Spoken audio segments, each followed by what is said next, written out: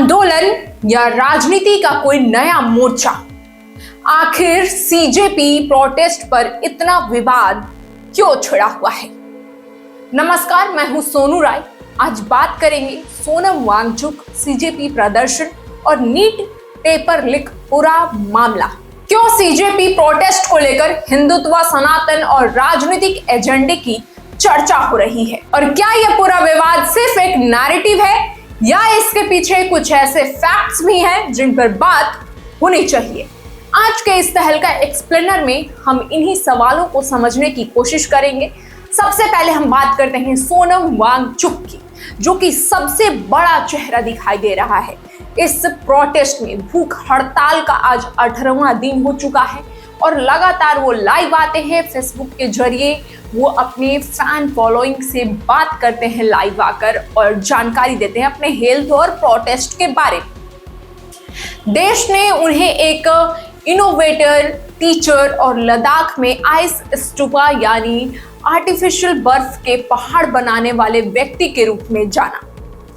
दावा किया गया कि इससे सर्दियों में जमा पानी गर्मियों में पिघलकर किसानों की सिंचाई में मदद करेगा। उनकी पहचान पर्यावरण संरक्षण और स्थानीय लोगों के अधिकारों की आवाज के रूप में बनी, लेकिन समय के साथ उनके काम और उनके संगठनों को लेकर भी सवाल उठने लगे। कुछ स्थानीय और ग्रामीण लोगों ने आरोप लगाया कि आइस स्तूपा प्रोजेक्ट का लाभ किसी गांव को समान रूप से नहीं पहुंचा और कुछ स्थानों पर संसाधनों के इस्तेमाल को लेकर विवाद भी हुआ।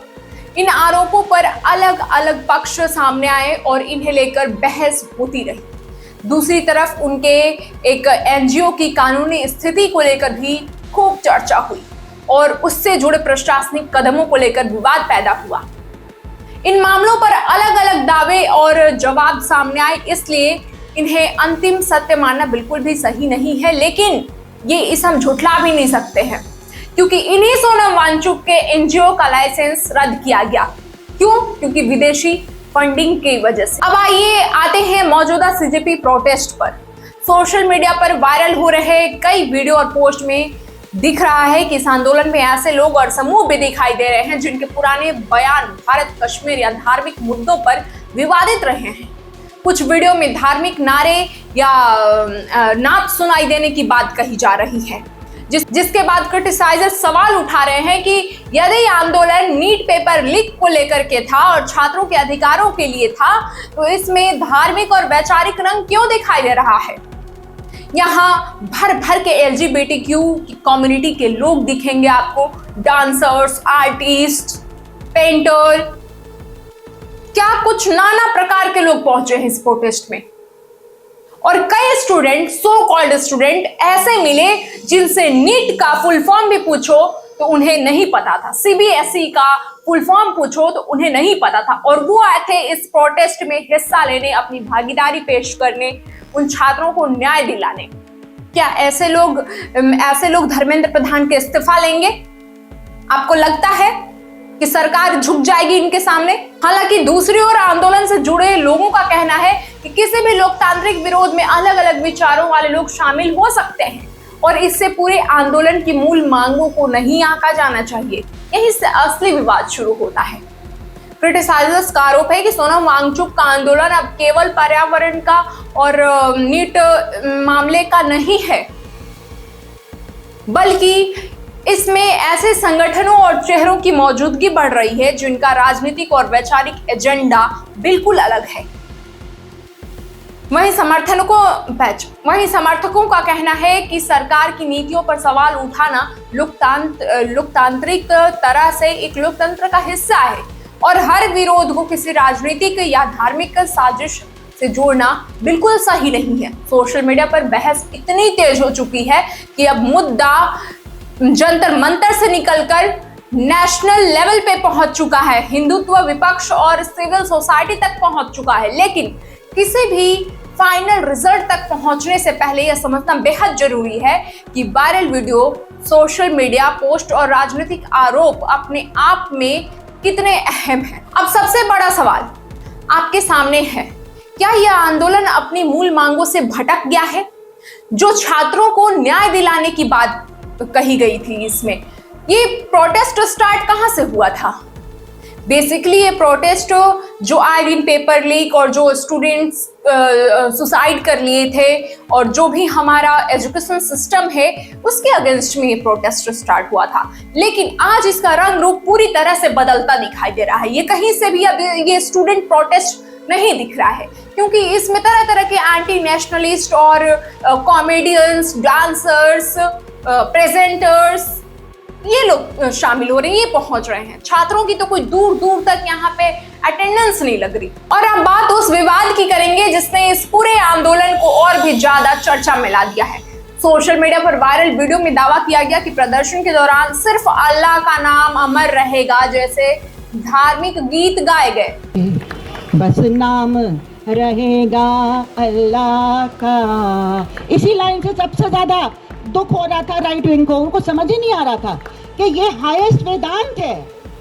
अल्लाह का मतलब वो शक्ति जो हम सब में है। बस नाम रहेगा अल्लाह का। प्रदर्शन के दौरान सिर्फ अल्लाह का नाम अमर रहेगा। अरे इससे आंदोलन का फोकस बदलता हुआ दिखाई देता है, साफ तौर पे दिखाई दे रहा है। भला नीट मामले पे ये अल्लाह का नाम अमर रहेगा, इससे क्या लेना देना है? इसी तरह कुछ लोगों ने यह भी सवाल उठाया है कि प्रदर्शन में ऐसे कई चेहरे दिखाई दिए जिनके पुराने बयान पहले भी कई विवादों में रहे हैं। सोशल मीडिया पर जेएनयू से जुड़े कुछ शिक्षकों और छात्र कार्यकर्ताओं की मौजूदगी को लेकर बहस छिड़ी हुई है और छिड़ना बिल्कुल जायज है।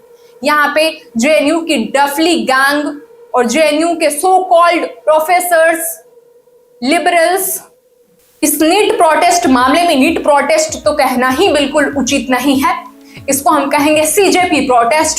सीजेपी प्रोटेस्ट में जंतर मंतर पे कुणाल कामरा भी, जो पहले भी कितने विवादों में रह चुके हैं, एक राजनीतिक और व्यंग्यात्मक भाषण दिया उन्होंने। सीता के पति का नाम लेकर नीता के पति का काम, ये उनके सेंटेंस है कुणाल कामरा का। अब बताइए भला इस स्टूडेंट प्रोटेस्ट में ऐसे बयानबाजी का क्या मतलब बनता है? पहले तो मैं कहना चाहूँगा कि ये जो सरकार है, ये जो कर रही है, ये बहुत सालों से कर रही है और हमने देखा है कि ये लोग बस सीता के पति का नाम ले लेके नीता के पति का काम कर रहे हैं। इसी बीच यहाँ मिथिलेश भाटी भी मौजूद दिखी। मिथिलेश भाटी वही जो लप्पू सा सचिन, इससे प्रसिद्ध हुई मिथिलेश भाटी भी इस प्रदर्शन का हिस्सा रही और उन्होंने जो भी व्यवस्था है सरकार पर तंज कसते हुए कहा कि लप्पू सा सिस्टम का नारा दिया। प्रसिद्ध लेखिका और सामाजिक कार्यकर्ता अरुंधति रॉय भी पहुंची, जो कि 2010 में दिल्ली में आयोजित आजादी द ओनली वे के नाम के एक कॉन्फ्रेंस में शामिल हुई थी और वहां अरुंधति रॉय ने नारा क्या दिया था आपको पता है? उनका क्या बयान था, क्या स्पीच था? स्पीच में क्या बोला था उन्होंने? Kashmir is not an integral part of India, that is her statement in 2010। जरा सोचिए, आप एक नेशनल लेवल पे एक कॉन्फ्रेंस में खड़ी होकर इतना बड़ा बयान दे रही हैं। इन जैसे लोगों का क्या मतलब है वहां सीजेपी स्टूडेंट प्रोटेस्ट में जाने का? ये लोग अलगवाद, एंटी नेशनल के चेहरे, इतने बड़े चेहरे सभी वहां जाते दिख रहे हैं। हमें तो सिस्टम के खिलाफ लड़ना था ना, हमें तो सरकार के खिलाफ लड़ना था। भारत के खिलाफ कब से लड़ाई शुरू हो गई भाई? आंदोलन से जुड़े लोग कहते हैं कि किसी विरोध प्रदर्शन में अलग अलग विचार रखने वाले लोगों के शामिल होने से आंदोलन की मूल मांगे अपने आप में ही बदल जाती हैं। यही वजह है कि ये विवाद अब केवल नीट तक सीमित नहीं रह गया है, बल्कि वैचारिक और राजनीतिक बहस का विषय बन चुका है।